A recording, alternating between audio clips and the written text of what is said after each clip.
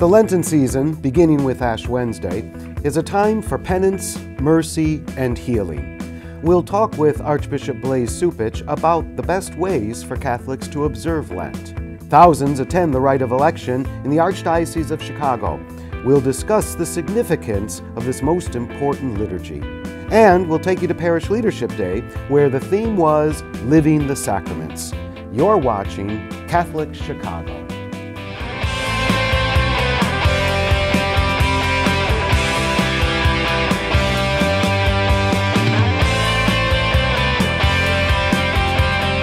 The Archdiocese of Chicago is a vibrant and diverse faith community.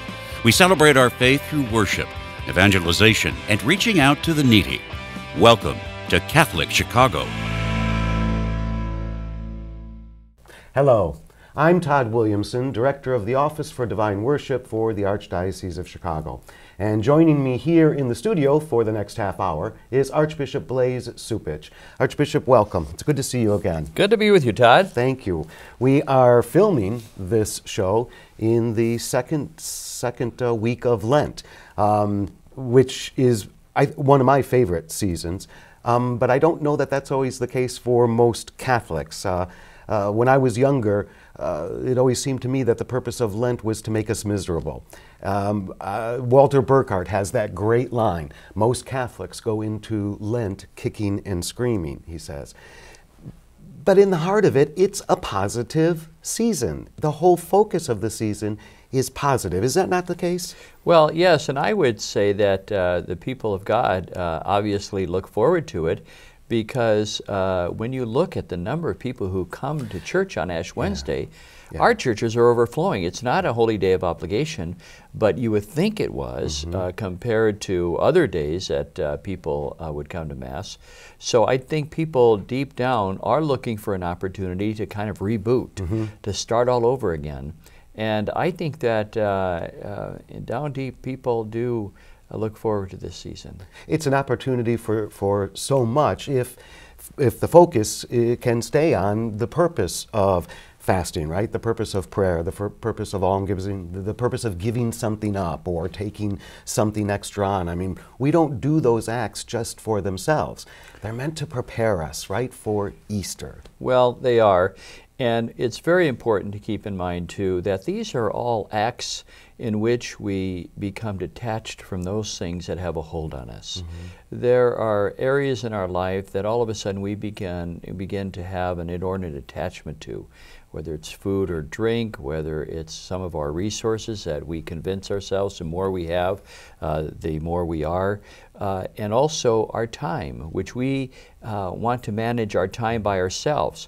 When we pray and give up our time, when we fast and give up the food, and when we give alms and distance ourselves from our financial resources, what we're really doing is saying we're going to take away those crutches that we depend on.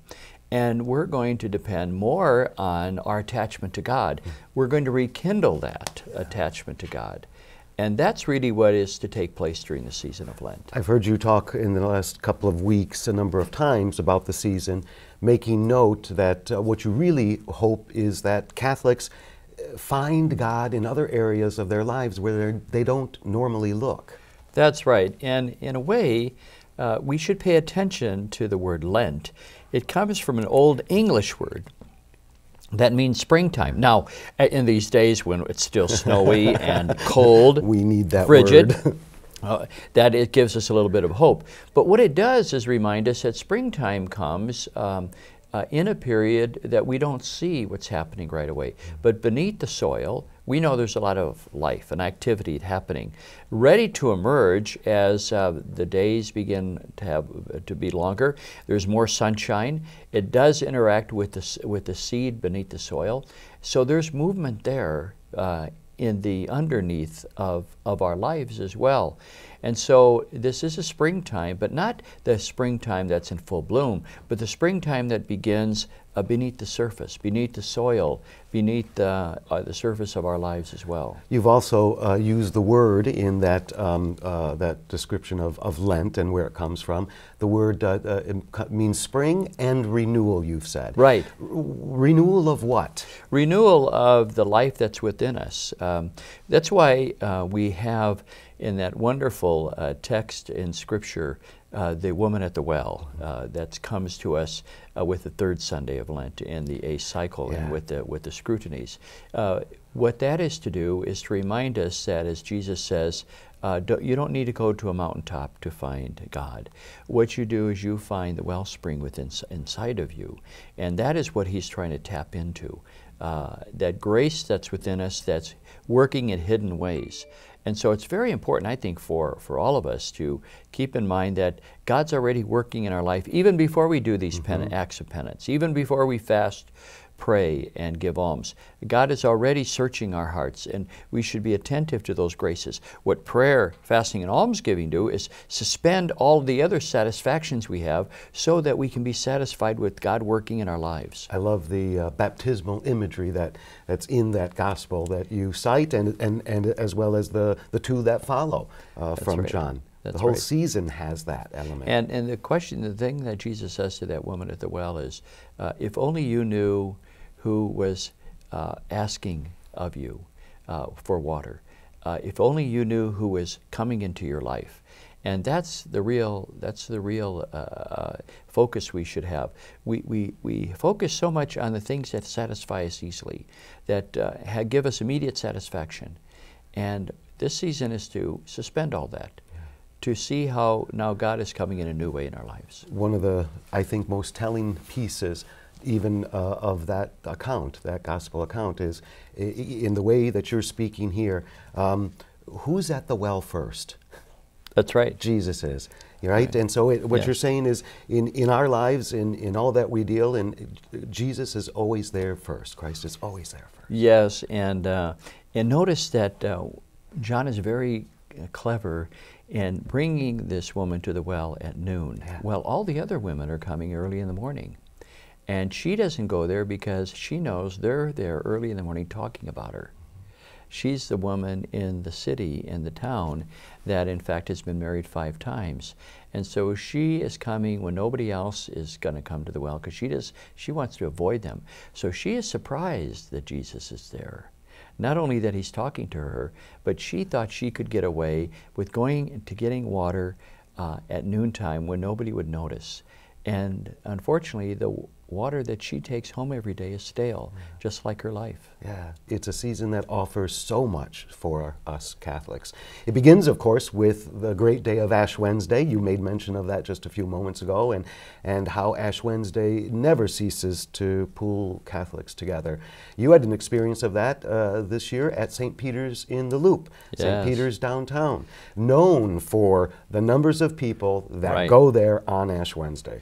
Well, and it really was very touching for me. I had the early morning Mass and then stayed afterwards to distribute ashes, and people were just coming one right after the other and going to work, and not only having received ashes, but going to work with ashes on their head, which is a real symbol in society today. I mean, if people are willing to declare in a public way their Catholic faith, but also their willingness to be part of a penitential penitential season, that is a great witness, I think, in the world. Jim Dish from our radio television office was at St. Peter's and got some comments and some reaction and some thoughts about Lent from some of the friars. Let's take a look. Oh, great. Good morning.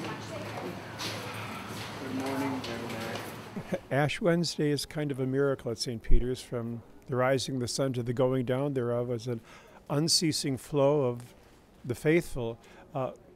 Catholics from throughout the Archdiocese, people working in the Loop, and also Christians of other denominations who come to receive this sacramental of the ashes. For 20 years I was in New Orleans and experienced Mardi Gras, and a friend of mine said, could anything rival Mardi Gras? I said, you better believe it. It's Ash Wednesday at St. Peter's in the Loop. It's a very precious time. It's very edifying to walk the streets of the Loop and see all these people marked with the sign of the cross. It's kind of like a wordless evangelization.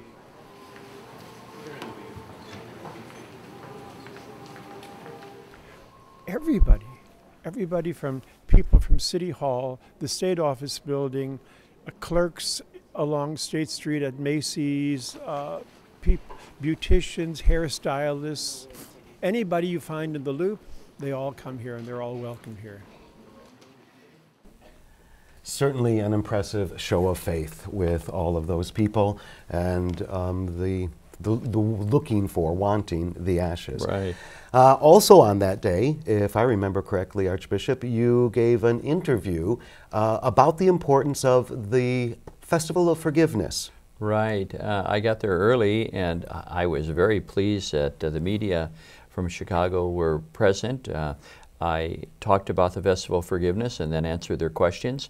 But that really launched us into the Festival of Forgiveness and gave a lot of publicity, which really helped us attract people in the 24 hours period that we had for confessions. Maybe you could talk a little bit about, for our viewers, what exactly took place over the course of those 24 hours in the festival. Well, we had 24 parishes for 24 hours making the sacrament of reconciliation available. I was at the cathedral. I heard confessions there. And just hearing from the other priests and around the diocese, it was a great success. People were coming on a very regular basis at all hours of the day and night. What was also nice is that we got a lot of international coverage about this. Oh yeah, really? I noticed in various news agencies around the globe, people looked at what was happening in Chicago and celebrated it with us. So I was pleased about that. It did have an impact too, not only on Catholics, but other people who came into church, maybe not to go to confession, but to pray with us if they were hurting. And it really got at what the Holy Father was saying about the need for the church to be a field hospital, to be present to people, to make sure that we're available to those who are in need, to go to the peripheries. And that, I think, was very important because we were strategic in where we placed these various sites for the Festival of Forgiveness. And I think it was a great success where people saw that invitation and responded to it. Great point. You personally, well, what are your hopes that might come out of the successful experience of the Festival of Forgiveness for the faithful here in the Archdiocese? Well, I think that every individual who came forward is probably going to find new hope about their own relationship with God. And that will, I believe, have a growing impact on the life of the Church because when people do individually reconcile, it spills over into the life of the community. But the other thing is, I think that what it does is let people know that we really are serious about reaching out to them, that we're here to serve. And maybe that always doesn't come across because we become so busy. We have a lot of tasks. I had to carve out time in my schedule with meetings and appointments with different people and letters to write and all the things that go on with my office, and carve that out and just go to the cathedral and sit there and hear confessions. And I think that it's a moment in which all of us who are involved in the life of the Church, and especially in its leadership, have to keep in mind that we need to attend to that pastoral aspect of who we are and not allow other things to crowd in on us. So I think that it's good for the people who came, it's good for us as well.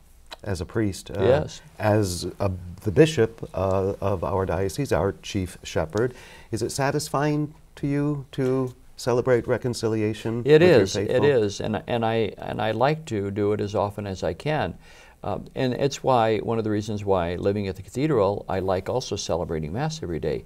We just mourned the passing of Father Ted Hesburgh, who was at Notre Dame for 35 years, and I heard a wonderful story that wherever he went, he carried a Mass kit with him so that he could have Mass every day as a priest, wherever he traveled. Really? And he always said that the greatest title he would have that he had was Father or Priest. And so I think that all of us who are ordained feel that and look for opportunities. You almost have to fight for it, however, because other things encroach in on your time. Yeah, yeah. And even what a wonderful stance of the Archdiocese that you made mention of a few moments ago, that whole, a stance of reaching out. Right. A stance of reaching out to those who are hurting. What a great Lenten theme. It really is. And I think it again is a response to the wonderful inspiration of Pope Francis that a lot of people are responding to.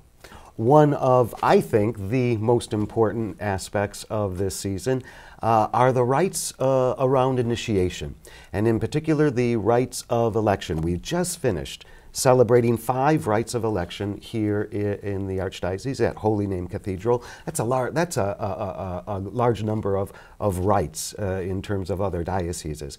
And you yourself celebrated yesterday's celebration in the afternoon. What did you think of the experience of the rite? Well, there were many people, of course, coming forward either for entrance into full communion with the Church or baptism, confirmation, and Eucharist. And what I was struck by was the number of young people.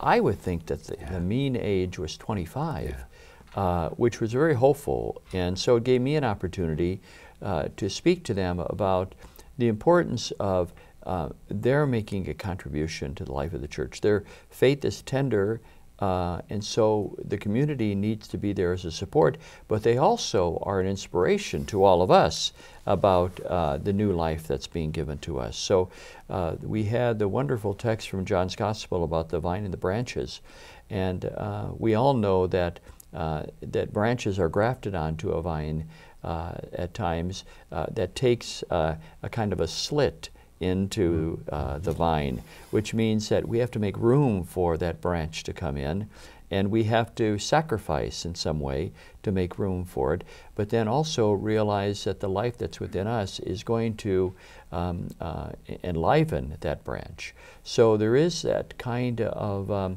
important transactional, life-giving process that takes place as a person comes into the Church. Not only are they going to enter in full communion, but we also are going to understand what our communion means as we welcome them. What a wonderful, I think, profound image to use, and you did that yesterday, jumping off of, on Sunday, jumping off of that gospel. And I was hoping you were going to make reference to here, to the role of the elect that you spoke about. You said that on Sunday, that they play a role in our parishes. Right, yes, they do. They remind us, the baptized, of what it means to be a disciple. Right, and one of the things that I am going to look forward to is how do we now as an archdiocese and as parishes follow up with these people?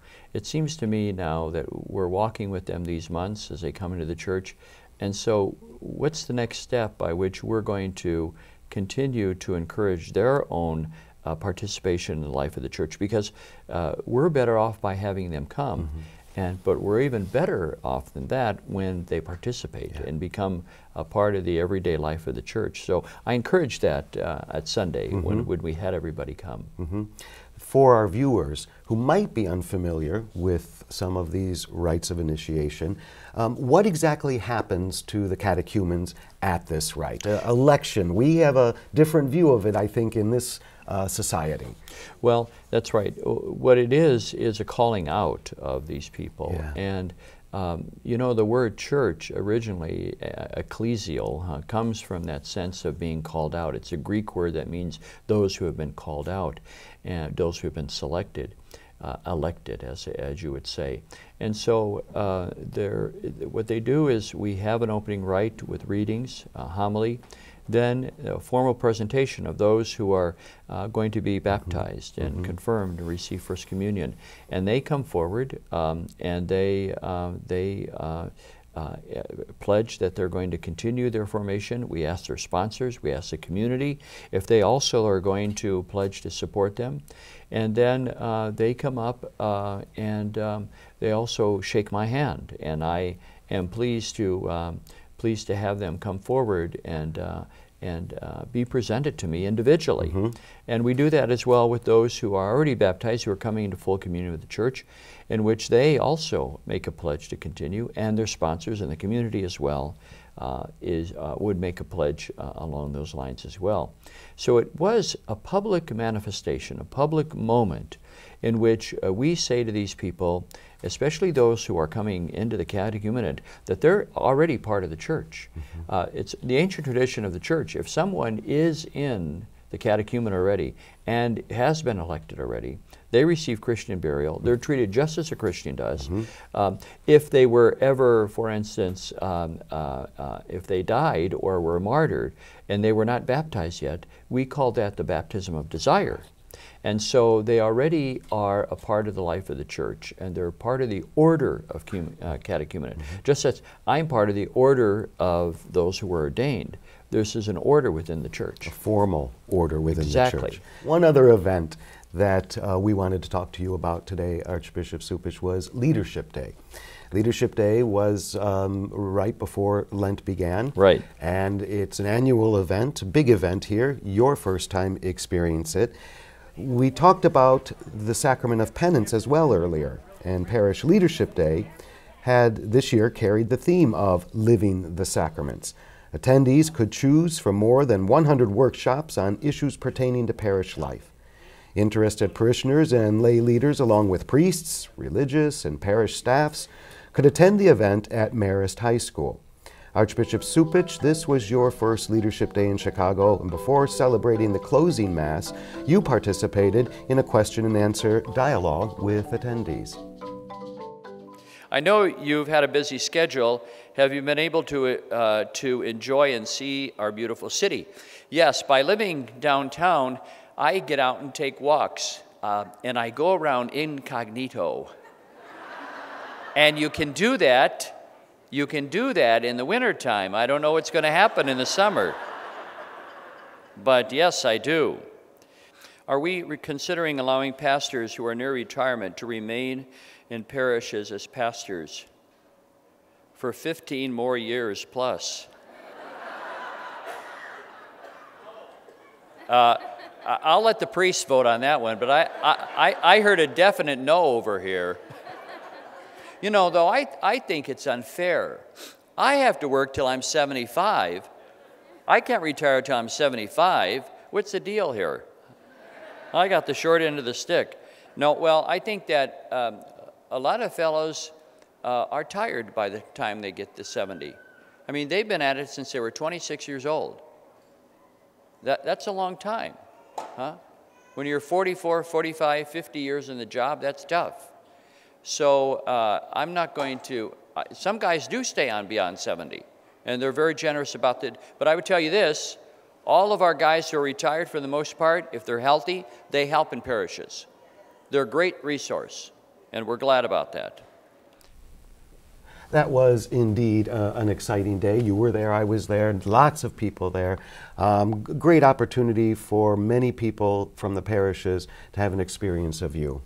Well, I enjoyed it, and I did a Q&A, a question and answer session, and I found it very enlightening because people do express in those questions sometimes their concerns about the Church, and you know, are we really able to compete with other groups of people who seem to have big crowds and so on. And one of the questions was about these communities that seem to attract maybe 10 or 12,000 people at a Sunday service. And my response is, are you kidding? We have over 500,000 people who come to church every Sunday. So it's just not all in one spot. Exactly. There's no place big enough for it. And so I wanted to give people a sense of hope about what we were doing. And then the closing Mass, which was really very well done, and people prepared well for it. It was a good celebration, and I was pleased that they posted my homily on the website of the Archdiocese. Yeah, the YouTube website. Right. Yep. Was it good just to mingle in as much as you could with the people of the Archdiocese? It was, and I stayed sometime afterwards because there's always that request for a photo. And the selfies.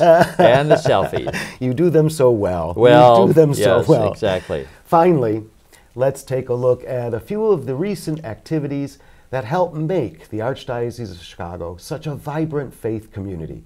Here's our trip around the Archdiocese. Cardinal Francis George receives the Gaudium et Spes Award, the highest honor bestowed by the Knights of Columbus. The Cardinal was honored for being one of the leading voices in the Catholic Church through his speeches, homilies, letters, books, and in his own brave witness, he has shown to his faith.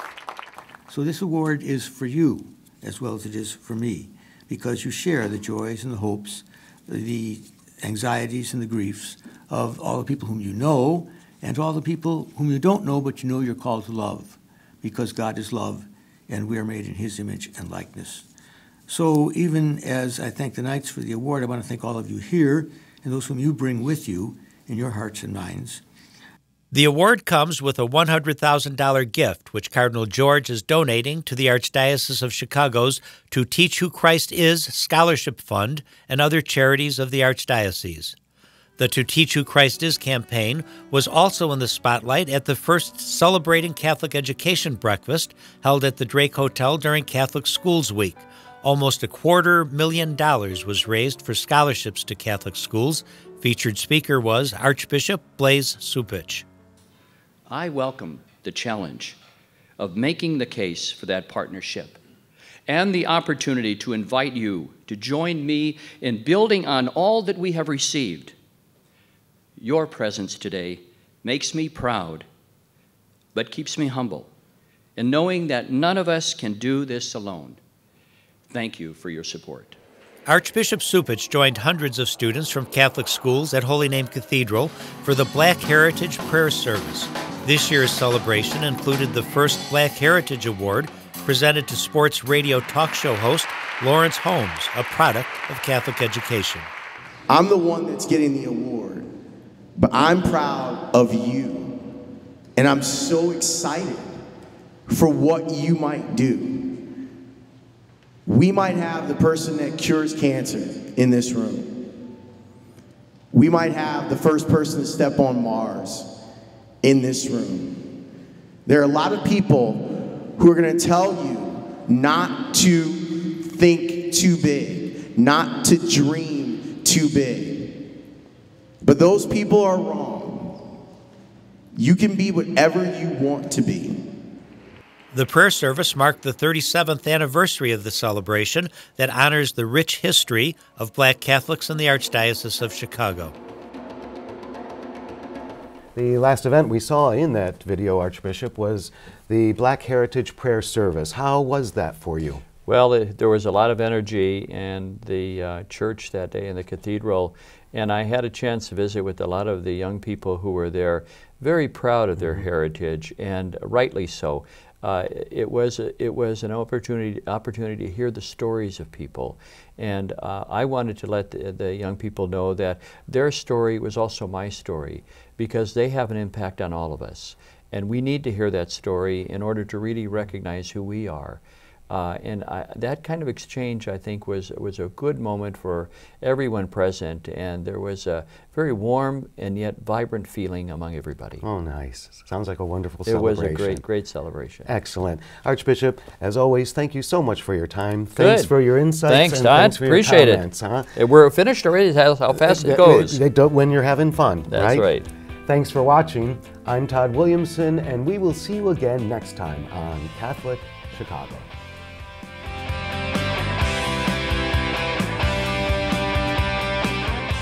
We invite you to watch segments of Catholic Chicago and hundreds of additional Catholic videos at youtube.com/Catholic Chicago. Like us on Facebook. Follow us on Twitter.